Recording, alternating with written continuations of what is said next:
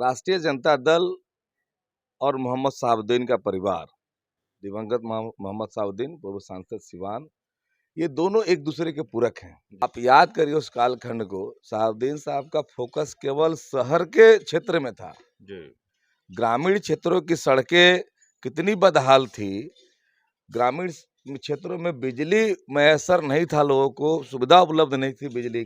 लालू जी से जब पत्रकार सवाल करते हैं कि शहाबुद्दीन एक गुंडा है, तो लालू जी पत्रकारों पर कहते हैं मुक्का से मार के तुम्हारा दांत तोड़ दूंगा गुंडा कहोगे तो। कि जितनी जरूरत राष्ट्रीय जनता दल की हिना साहब को है, उतनी ही जरूरत हिना साहब को राष्ट्रीय जनता दल की है जी। हिना साहब स्वतंत्र हैं, प्रशांत जी के साथ जाएं, जनता दल यू में जाएं, हमारी पार्टी में व्यक्तिगत रूप से हम लोग स्वागत करेंगे। भाजपा के वरिष्ठ नेता और सिवान विधानसभा क्षेत्र के पूर्व प्रत्याशी देवेंद्र गुप्ता जी मेरे साथ हैं और हालिया राजनीति पर चर्चा करेंगे। सिवान में राजनीति जो उथल पुथल हुई है, सुगबुगाहट एक नई प्रारंभ हुई है, उन तमाम बिंदुओं पर चर्चा करेंगे। राजनीति के बड़े अच्छे जो है अनुभवी कहे जाते हैं देवेंद्र गुप्ता जी, बहुत बहुत स्वागत। धन्यवाद, नमस्कार। क्या चल रहा है सिवान में? देख रहे हैं कि तेजस्वी यादव सिवान में आते हैं, बड़ी चर्चा होती है एक सप्ताह पहले से कि हिना मैडम से उनकी मुलाकात होगी और राजद और हिना मैडम के बीच जो एक खाई बनी है वह खाई मिट जाएगी, दूरी समाप्त हो जाएगी और दोनों लोग पुनः एक हो जाएंगे। लेकिन ऐसा कुछ होता नहीं है। आप राजनीति के बड़े अच्छे खिलाड़ी कहे जाते हैं, क्या नुकसान होगा हिना मैडम को और क्या नुकसान होगा इस नहीं मिलने से राष्ट्रीय जनता दल? देखिए, इस घटनाक्रम को अलग अलग तरीके से लोग देख रहे हैं। राष्ट्रीय जनता दल और मोहम्मद शहाबुद्दीन का परिवार, दिवंगत मोहम्मद शहाबुद्दीन, पूर्व सांसद सिवान, ये दोनों एक दूसरे के पूरक हैं जी। अब आई बात कि अगर वो कहीं जाएं या फिर ये दूसरा दल बनाएं या दूसरे दल में जाएं, तो किसका क्या होना है। मेरा मानना है कि जितनी जरूरत राष्ट्रीय जनता दल की हिना साहब को है, उतनी ही जरूरत हिना साहब को राष्ट्रीय जनता दल की है जी। अगर राष्ट्रीय जनता दल हिना साहब को दरकिनार करता है तो उतना ही नुकसान उठाना पड़ेगा, हिना साहब दूसरे जगह जाती हैं तो उतना ही नुकसान उठाना पड़ेगा। तो मेरा मानना है कि दोनों एक दूसरे के पूरक हैं और वहीं उनकी मुझे जहां तक लगता है कि सही जगह है, ऐसा मानना है। मिलना चाहिए था कि नहीं तेजस्वी जी को? दोनों को मिलना चाहिए था। राजनीतिक क्षेत्र में अगर हम काम करते हैं तो दूरियां बनती हैं और मिटाने का दोनों को प्रयास करना चाहिए। तेजस्वी जी को भी वहां जाना चाहिए था, इनको भी पहल करना चाहिए था, चूंकि इनके पति मोहम्मद शहाबुद्दीन साहब राष्ट्रीय जनता दल के कर्मठ सिपाही थे। तो मरते दम तक उनका एक बयान आज भी हम लोग सुनते हैं कि मैं मरते दम तक लालू जी को नेता मानता हूँ, राष्ट्रीय जनता दल मेरा परिवार है जी। तो उनके लिए वो समर्पित थे और वो पार्टी उनके लिए समर्पित थी। पत्रकार जब घेरते थे, आपको याद होना चाहिए कि जब पत्रकार शहाबुद्दीन को गुंडा करते, पूरी दुनिया, हाई कोर्ट के जज ने कहा था कि जंगल राज है, डीजीपी ने कहा था जंगल राज है, लेकिन लालू जी से जब पत्रकार सवाल करते हैं कि शहाबुद्दीन गुंडा है, तो लालू जी पत्रकारों पर कहते हैं मुक्का से मार के तुम्हारा दांत तोड़ दूंगा गुंडा कहोगे तो इस प्रकार का बचाव वो करते थे। तो दोनों एक दूसरे के पूरक हैं जी। अब क्या है कि इंडोर स्टेडियम है जिसका निर्माण शहाबुद्दीन साहब किए थे और आज वह पूर्ण रूप से खंडहर हो चुका है। देखिए, समय समय की बात है। जिस समय उन्होंने बनवाया, एक अच्छा पहल किया था, उस पहल का स्वागत सभी लोगों ने किया। एक अच्छा चीज दिया था सिवान को इंडोर स्टेडियम में, लेकिन बाद के जो कालखंड रहे उस पर और जनप्रतिनिधि को, मैं भी एक छोटा जनप्रतिनिधि रहा, इस पर ध्यान देने की जरूरत है कि उस पर भारत के स्टार बैडमिंटन खिलाड़ी साइना नेहवाल जैसे प्लेयर यहाँ आके टूर्नामेंट खेल के गए, देश के अन्य अन्य क्षेत्रों के लोग आके यहाँ खेल के गए। वो धरोहर था लेकिन टूट गया, इसका बहुत मलाल हम सबको है। अभी वर्तमान में भी तो कई सांसद हैं, उनके बाद कई सांसद हुए, किसी का ध्यान उधर नहीं गया। देखिए, अपनी अपनी दृष्टि है, उनका खेल, स्वास्थ्य, शिक्षा, सभी क्षेत्रों पे शहाबुद्दीन साहब का एक विकास करने का जो तरीका था वो भी एक अलग था। एक पार्ट ये था, दूसरा पार्ट उनका अपराध का था, वो अलग जगह खड़ा है, उसको भी मिटाया नहीं जा सकता। लेकिन जो विकास का एक दृष्टि था, स्वास्थ्य के क्षेत्र में, शिक्षा के क्षेत्र में, खेल के क्षेत्र में, वो अतुलनीय योगदान रहा, इसमें कहीं दो राय नहीं है। हॉस्पिटल भी बनाया, रेड क्रॉस के भवन को बनाया, कई ऐसे काम किया, विद्या भवन कॉलेज को बनाया, डीएवी कॉलेज में काम तो बहुत सारे किया उन्होंने, और उस काम को आए हुए जनप्रतिनिधि को आगे बढ़ाना चाहिए।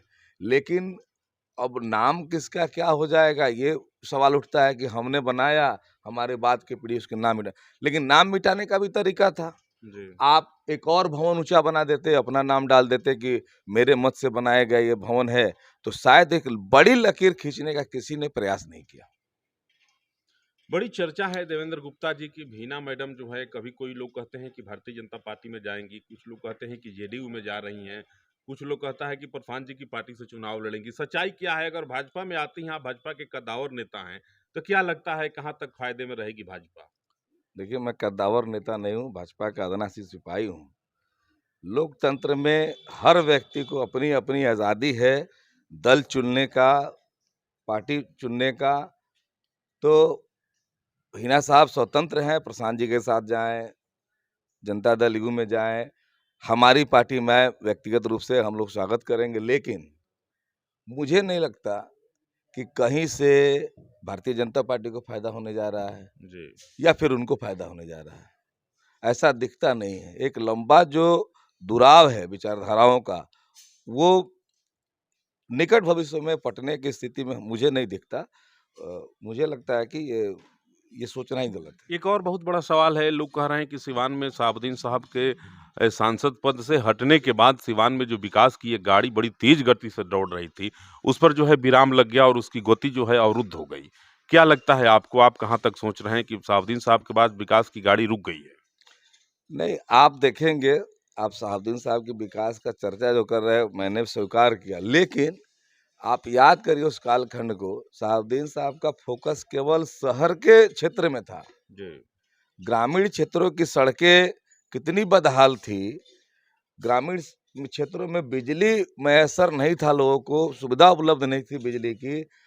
आने वाले जो प्रतिनिधि उनके बाद आए, अपने-अपने गाँव क्षेत्र के लोग सुदूर गाँव की सड़क को बनवाया, अपने मत से ट्रांसफ़ार्मर दिया और भी बहुत सारी ऐसी व्यवस्थाएँ की, गाँव में जाके उन्होंने विकास किया। और जो ये देश है, ये जो समाज है, संसदीय क्षेत्र है, केवल शहर में नहीं होता, लेकिन उनका ध्यान केवल शहर पे था कि जी। शहर को हम चमकान देंगे तो शहर में हम जिला में मैसेज दे पाएँगे, और वो जी। मैसेज देने में कामयाब थे, लेकिन उनकी दृष्टि गाँव तक नहीं पहुँची थी। ये भी एक दूसरा सबसे बड़ा सवाल है दहा नदी, जो सिवान और गोपालगंज के लाइफलाइन के रूप में जिसको देखा जाता है। दहा नदी राम और रामायण के काल से जुड़ी हुई एक अति महत्वपूर्ण नदी है, जिसका आध्यात्मिक कई दृष्टिकोण भी है। वह नदी आज जो है नाले के रूप में तब्दील हो गई है। आज नहीं तो कल वह नदी अब ध्वस्त हो जाएगी और दहा नदी बाणगंगा का नाम समाप्त हो जाएगा। इसके लिए आप लोग क्या सोच रहे हैं? देखिए, प्रकृति अपना रास्ता खुद तय करती है, ईश्वरीय प्रदत्त चीज़ है। और आप रामायण की चर्चा किए, तो वो बाणगंगा आपको पता है कि रामायण काल के लक्ष्मण जी द्वारा बाण से चलाए गए वो नदी है। तो मेरा अपने प्रकृति पर, अपने ईश्वर पर विश्वास है कि वो कभी समाप्त नहीं होगी। प्रकृति रास्ता बनाएगी और कहीं न कहीं हम जैसे लोगों के बीच में कोई व्यक्ति खड़ा होके निकलेगा और उस नदी को पुनर्जीवित करने का प्रयास, अतिक्रमण हटाने का प्रयास ज़रूर करेगा, पुनर्जीवित होगी, ऐसा विश्वास है। देवेंद्र गुप्ता जी हैं, भारतीय जनता पार्टी के बड़े मजबूत स्तंभ हैं सिवान के, और लंबे समय से विगत 2 दशक से मैं इनको देख रहा हूँ, बड़ी सक्रियता के साथ समाज के जो दबे कुचले लोग हैं, जो बेसहारा लोग हैं, उनकी सहारा के लिए खड़ा रहते हैं। मजलूमों की आवाज़ को उठाने का काम अगर सिवान शहर में कोई करता है, ग्रामीण क्षेत्रों में कोई करता है, तो उस कड़ी में सबसे पहला नाम अगर किसी व्यक्ति का आता है, किसी नौजवान का आता है, तो देवेंद्र गुप्ता जी हैं। नौजवान अब कहना तो खैर अतिशयोक्ति होगी, अब नौजवान नहीं कहना चाहिए, क्योंकि माथे के बाल अब उजले होने लगे हैं। उजला उजला सब भला, उजला भला न केस, न नारी डरे न रिपु डरे न आदर करत नरेश। बावजूद इनको हम नौजवान ही कहेंगे, क्योंकि नौजवानों की तरह आज भी जो है जागरूक रहते हैं। जब भी किसी के साथ कोई दुख होता है, कोई पीड़ा में रहता है, कोई वेदना में कोई व्यक्ति रहता है, इनके कानों तक अगर वह आवाज़ पहुँच जाती है, तो दौड़े-दौड़े अगर कोई व्यक्ति शहर का पहुँचता है, तो उस व्यक्ति का नाम है देवेंद्र गुप्ता जी। अभी मेरे साथ बैठे हुए थे, इनसे वार्तालाप चल रही थी। इनके विचारों से कितने आप सहमत हैं, कमेंट करेंगे और आपके मुझे प्रतिक्रिया की प्रतीक्षा रहेगी। जय जय सीताराम।